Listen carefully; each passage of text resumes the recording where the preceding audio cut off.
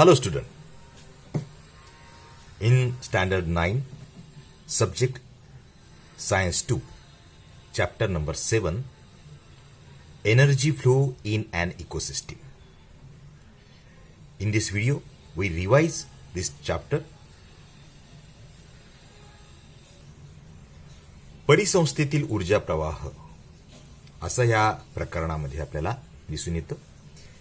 परिसंस्था, त्याचे प्रकार म्हणजे इकोसिस्टीम, टाइप्स, त्यानंतर त्याच्यातले जे कंटेंट्स असतात, बायोटिक आणि अबायोटिक फॅक्टर्स म्हणतो आपण त्यांना, ते याची पूर्वकल्पना आपल्याला अगोदरच्या प्रकरणात होती. आता आपण नेमका हे घटक कशा पद्धतीने फ्लो होत असतात ते आपल्याला समजून घ्यायचं आहे. हे प्रकरण म्हणजे काय की वातावरणातून किंवा जमिनीतून जे मिळणारे घटक आहेत किंवा वातावरणातून जे काही केमिकल्स असतील किंवा काही पदार्थ असतील ते वेगवेगळ्या रूपाने अन्नातून जातात.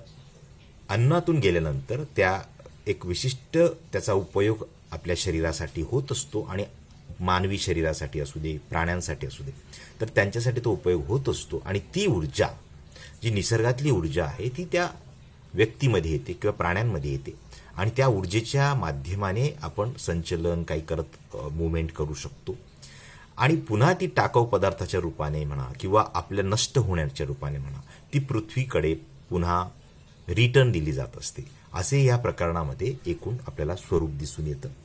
या प्रकरणात आपल्याला हीच बाब समजून घ्यायची आहे की एनर्जीचा फ्लो कशा पद्धतीने होतो. अनेक मुलांना हे समजत नाही. एनर्जी हा फिजिक्सचा अर्थ लावू नका इथे.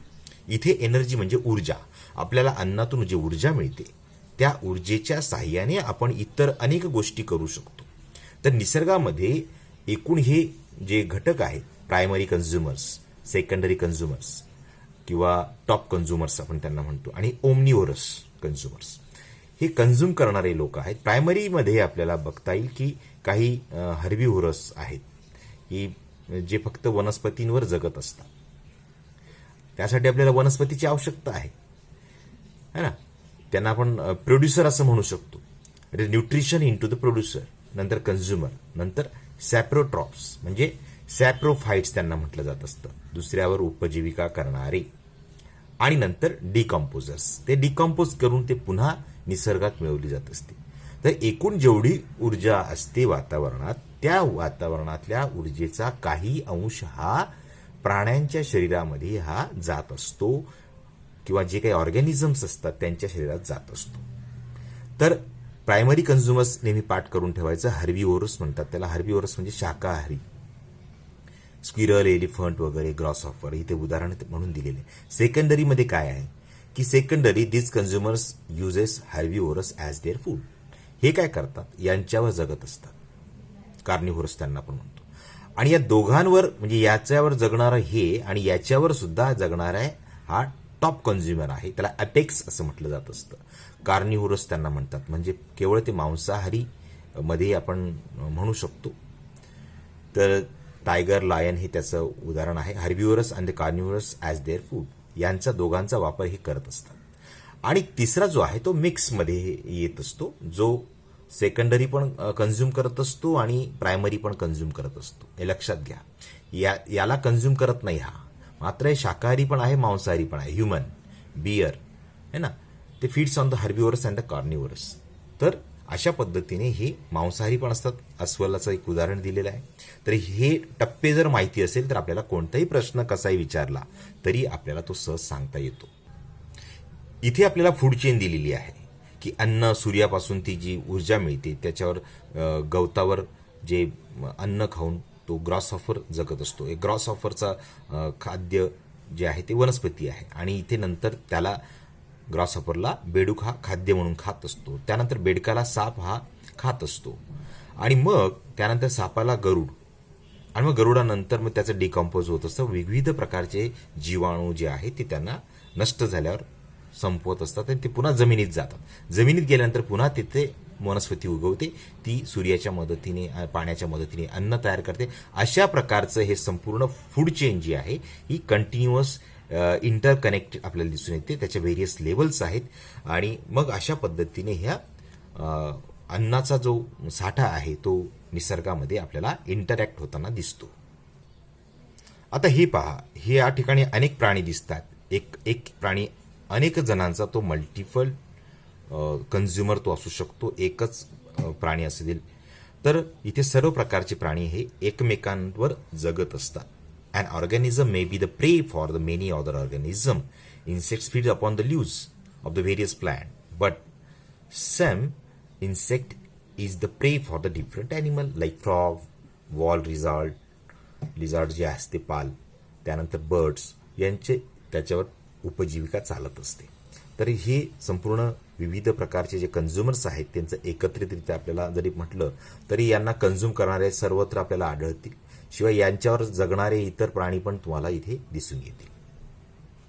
हा एनर्जी पिरॅमिड आहे. एनर्जी पिरॅमिड हा समजून घ्या की एक एक टप्पा जो बेसिक जो आहे तो प्लांट आहे. हर्बिव्हरस हा जे ट्रॉपिक लेवल नंबर 1 म्हणतो आपण, याच्यावर जगणारी. त्यानंतर सेकंड ट्रॉपिक लेवल जी म्हणता येईल की कार्निव्होरस आणि ओमनिव्होरस, या फूड चेनच्या ट्रॉपिक लेवल्स आहेत. अ trophic level is the step at which the organism obtain its food in the chain. या चेनमध्ये यांच्या अशा टप्प्याने तो आहार हे चालत असतो. The amount of matter and energy gradually decreases from producer to the lowest level or to the top consumer at the highest level. आता इथे जी एनर्जी असेल ती वरती जात जात जात ती अत्यंत कमी होत जाते यांच्यापर्यंत पोहोचताना. तर हा म्हणून त्रिकोणाच्या स्वरूपात दिलेला आहे. इथे जास्त भाग आहे, इथे कमी भाग आहे. तर ही जी लेवल आहे या लेवलनुसार आपण त्यांच्यामध्ये एनर्जी कशी जात असते, तर सगळ्यात मोठ्या प्रमाणात प्रोड्युसरकडे एनर्जी ही मोठ्या प्रमाणात आपल्याला दिसून येते. हाच तो पिरॅमिडचा जो म्हणतो एनर्जी पिरॅमिड त्याला म्हटलं जात असतं इकोसिस्टीम मधला. तर त्याला एक तो पॅटर्न बनवून ठेवलेला आहे. The number of organism also decreases from the lowest level. There are the different level of energy exchange in the food chain. या एनर्जीचे बघा, फायटोप्लॅन्क्टन्स वनस्पती ज्यांना म्हणू शकतो आपण की काही वनस्पतींच्या बाबतीत, त्यानंतर झू प्लॅन्क्टन्स, त्यानंतर फिशेस आणि मग ह्युमॅन. हे वनस्पती समुद्रामध्ये असणारे जी इकोसिस्टीम म्हणून त्याला ॲक्वॅटिक इकोसिस्टीम म्हणून हे नावं आहेत. फायटोप्लॅन्क्टन ही समुद्रामध्ये तळाला आढळणारी वनस्पती आहे. त्यानंतर झू प्लॅन्क्टन्स म्हणजे थोडेसे त्यांना हर्बिव्होरस कार्निव्होरस सारखे खाणारे आहेत. त्यानंतर मोठे फिशिश, त्यांच्यामध्ये बघा 10,000 कॅलरीचं फक्त यांच्यापर्यंत पोहोचताना ती 1000 कॅलरीज जाते. ही 1000 कॅलरीजच्या प्राण्यांना खाण्यासाठी फिश जे आहे त्यांच्या शरीरात फक्त 100 किलो कॅलरी जात असते. आणि नंतर या फिशेसना आपण आहार म्हणून खाल्लं तर ते 10 किलो कॅलरी आपल्याला मिळतं. म्हणजे 10,000 पासून तर 10 किलो कॅलरीज आपल्याला अशा पद्धतीने निसर्गातून हे मिळत असते.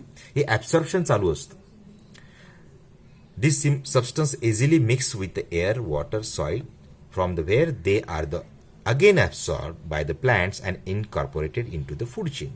जे वातावरणामध्ये असतात, पाण्यात असतात किंवा कोणत्या ना कोणत्या माध्यमाने ते मिळत असतात, ते अशा पद्धतीने प्रत्येकाच्या मध्ये डिस्ट्रीब्यूट केले जात असतात. म्हणून याला एनर्जी पिरॅमिड असं म्हणतात.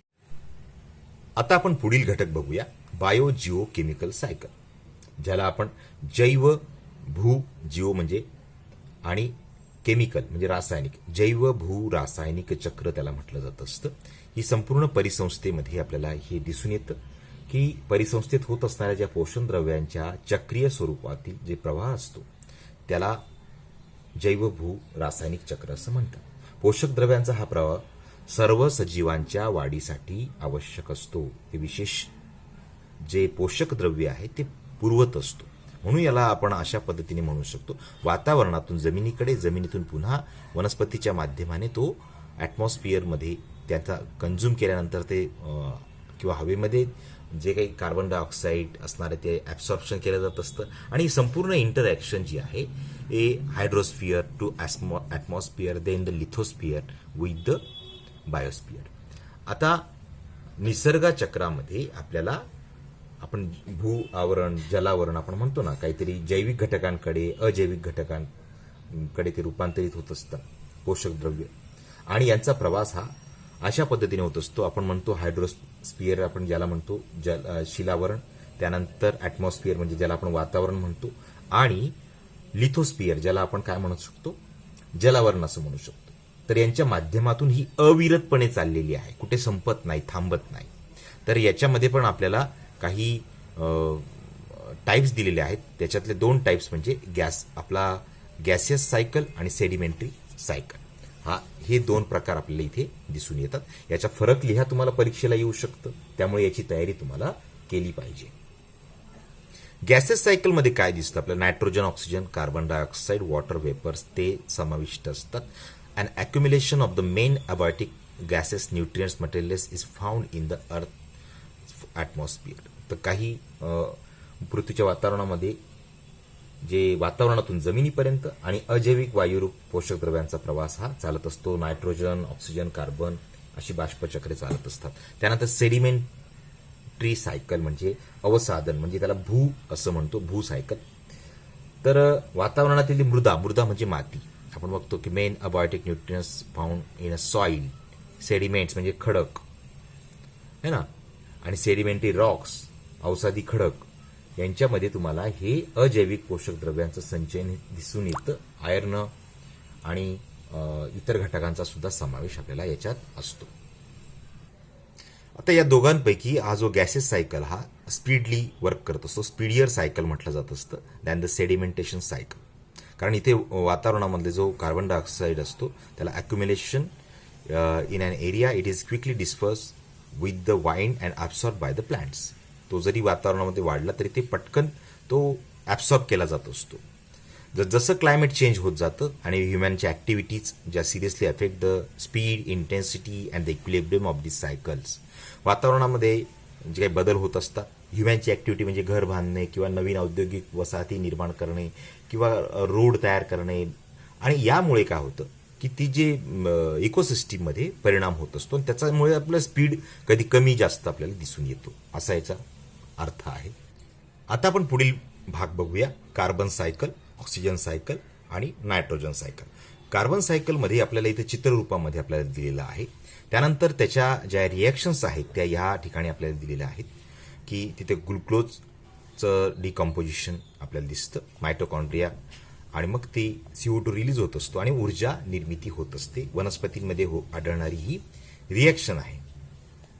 त्यानंतर वातावरणातील कार्बन डायऑक्साईड आणि पाणी याची रिॲक्शन होऊन सूर्याच्या मदतीने आणि क्लोरोफिलच्या मदतीने अन्न तयार करण्याची प्रक्रिया होत असते.